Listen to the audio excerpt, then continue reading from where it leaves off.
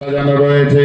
হযরত হারিস রাদিয়াল্লাহু তাআলা আনহু আল্লাহর নবীকে এসে বলছেন, ইয়া রাসূলুল্লাহ, আল্লাহর নবী বলছেন, হারিস রে, তুমি নিজেকে ঈমানদার বলে দাবি করছো, তাহলে তোমার ঈমানের দাবিটা আমাকে বলো।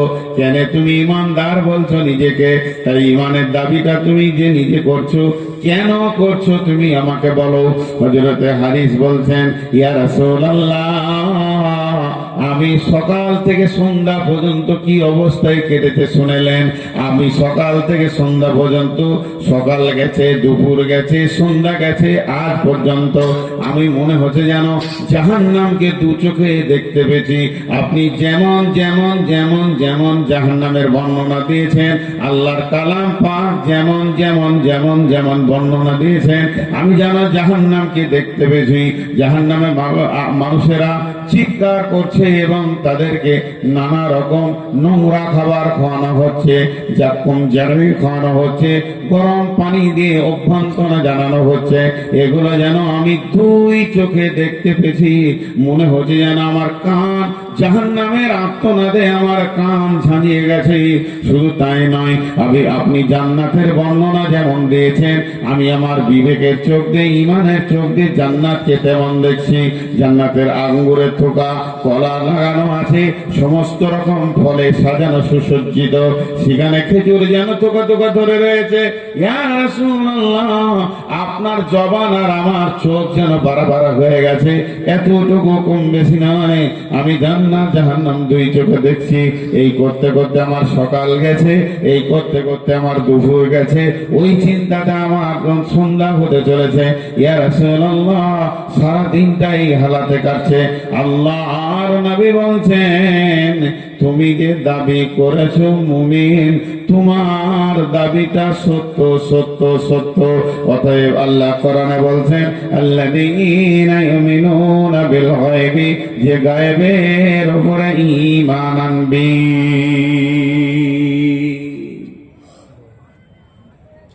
গায়বের উপরে ঈমান আনতে হবে। ওয়া ইয়াকিমুনাস সালাতা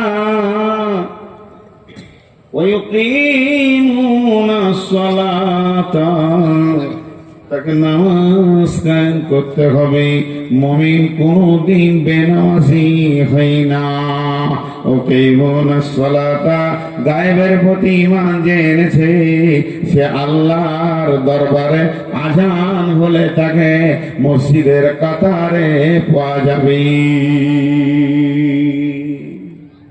ঈমান আছে কিনা? একটা লোক মসজিদে গেছে, আজান শুনে তুমি তার ভিতরটা দেখতে পেছো না ইমানদার না বেঈমান, তবে তুমি ইমানের সাক্ষী দিতে পারো লোকটা ইমানদার। একটা লোক মসজিদে গেছে, আজান শুনে তার দ্বারা আরো অন্য পাপ হচ্ছে, তারপরেও তুমি বলতে পারো ইমানদার। একটা পাপী ইমানদার বলতে পারো।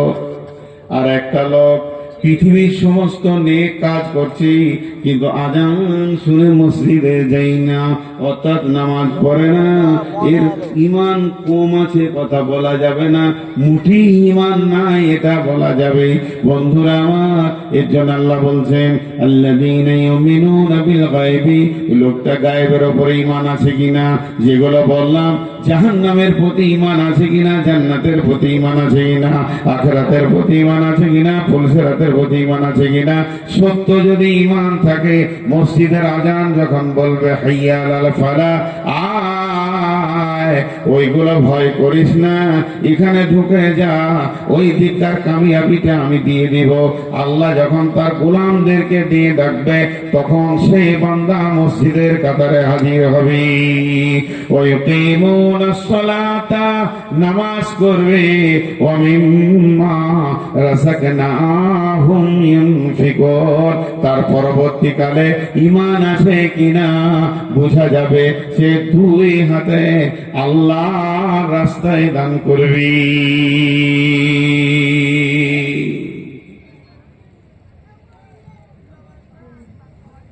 একটা কথা শুনেন,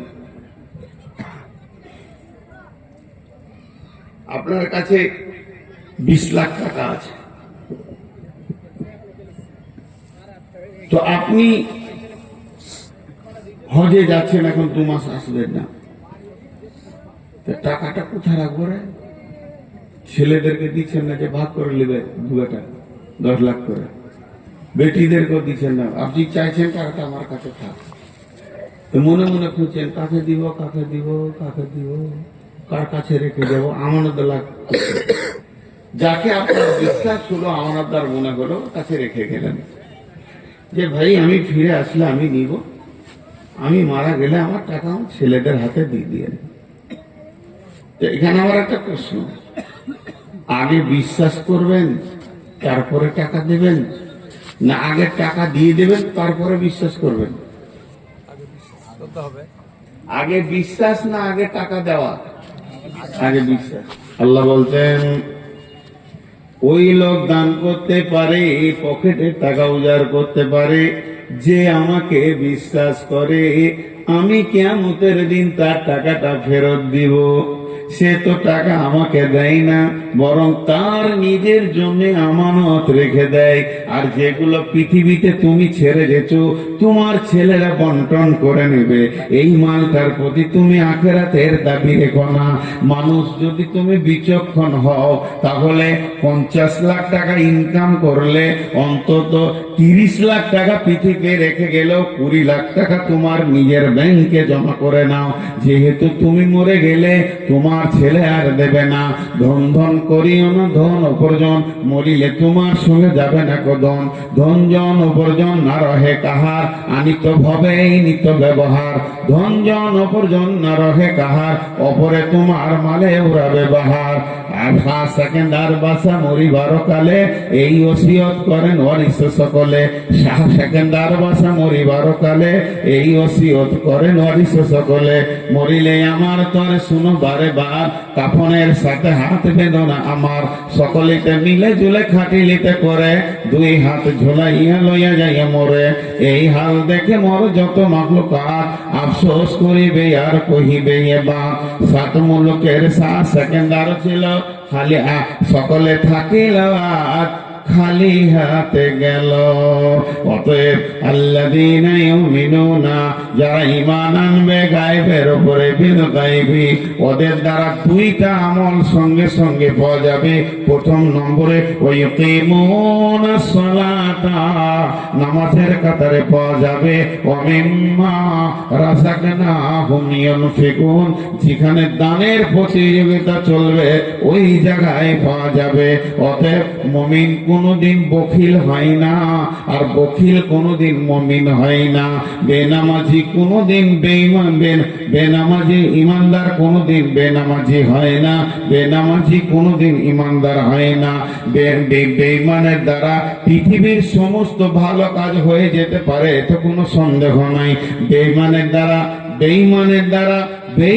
দ্বারা পৃথিবীর সমস্ত ভালো কাজ হয়ে যেতে পারে, কোনো সন্দেহ নাই। নামাজ পড়ার মতো ভালো কাজ করতে পারবে না বেঈমান। আর ইমানদারের দ্বারা ভুলবশত অনেক গুনাহ হয়ে যেতে পারে, চুরি জেনা মদ হয়ে যেতে পারে। ইমানদার ভুলবশত শয়তানের পার্কে পড়ে এই ভুলগুলো করে ফেলতে পারে, কিন্তু ইমানদার ভুলবশত নামাজ ছাড়তে পারবে না। অতএব আল্লাযীনা ইউমিনুনা বিল গায়বি ওয়া ইউকিমুনাস সালাতা ওয়া মিম্মা রাযাকনাহুম ইউনফিকুন ওয়াল্লাযীনা ইউমিনুনা বিমা উনজিলা ইলাইকা ওয়া মা উনজিলা মিন ক্বাবলিকা ওয়া বিল আখিরাতি হুম ইউকিনুন। যারা এই কোরআনের উপরে ঈমান এনেছে, শুধু কোরআনের উপরে লয়, এমন আছে তারা পূর্বের কিতাব তাওরাত, ইনজিল, জবুর, যেগুলো আসমানি কিতাব এসেছে তার উপরেও ঈমান রাখবে। কোরআনের উপরে তো রাখবে, ওই কিতাবের উপরেও তাদের ঈমান থাকবে। এই শুনে নাও, ওয়াবিল আখিরাতি হুম ইউকিনুন। কিয়ামতের যে দিন আছে, পুলসিরাত যে আছে, কবর আছে, কবর থেকে কিয়ামত পর্যন্ত, পুলসিরাত পর্যন্ত জান্নাত জাহান্নামের সমস্ত জিনিসের বিশ্বাস রাখবে।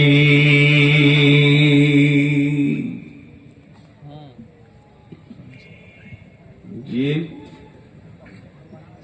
হায় আল্লাহ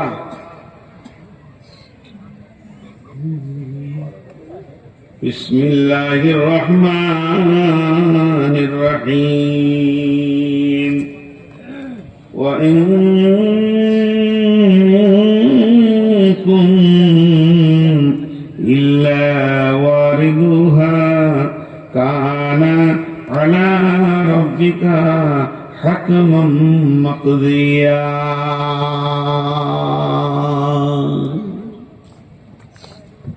কত কড়া কথা বললেন